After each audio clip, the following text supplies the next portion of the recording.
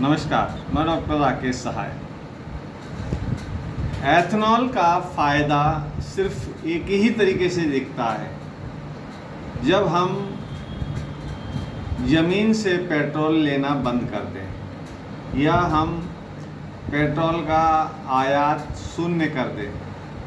क्योंकि मैंने जब सर्च किया तो पता लगा एथेनॉल को बनाने की कीमत प्रति लीटर 55 से 65 रुपये पड़ती है।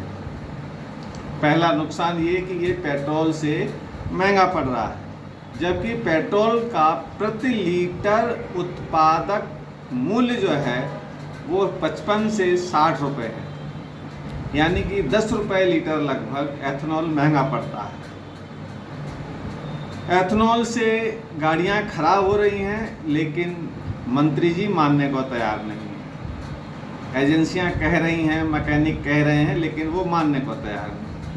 अब नितिन गडकरी साहब ने सिर्फ इतना माना है कि एथेनॉल से एवरेज 4 से 6% कम होता है, जबकि हकीकत ये है कि 8 से 10% कम होता है एवरेज, और 8 से 10% ही गाड़ियां खराब हो रही हैं एथेनॉल की वजह से।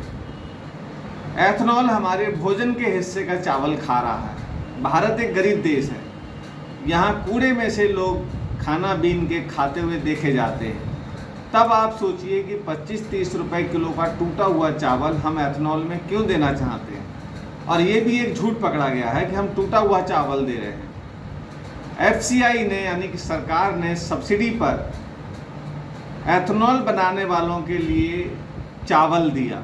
इसका मतलब ये है कि चावल साबुत ही होता, उसका छिलका नहीं हटाया गया था, तो वो चावल नहीं बना, वो धान था। और उसमें भी ताज्जुब ये हुआ कि उसमें घोटाला हो गया, क्योंकि गवर्नमेंट ने एथेनॉल बनाने के लिए सब्सिडी पर चावल दिया, और जो सब्सिडी पर चावल दिया एथेनॉल बनाने वालों ने उसका एथेनॉल बनाने की बजाय दोबारा से उसको मार्केट में बेच दिया। यानी कि जो 3000 रुपये क्विंटल वाला चावल धान एथेनॉल बनाने वालों के लिए 2200-2300 रुपये में दिया गया सब्सिडी देके। यानी कि जो सब्सिडी दी जाती है वो हमारे और आपके टैक्स के में से हमारी जेब से निकल रही है। आप ये मानिए कि हमारी जेब से निकल रही है, जनता की जेब से निकल रही है। तो 2300-2400 रुपये, 2200-2300 रुपये जो धान एथेनॉल बनाने के लिए दिया गया, उससे एथेनॉल नहीं बनाया गया और उसको दोबारा से मार्केट में बेच दिया गया। यानी कि चावल बनने के लिए वो आ गया फिर से, यानी कि जो 2800-3000 रुपये उसका रेट था, वो उसी भाव में दोबारा से कंपनियों को बेच दिया गया।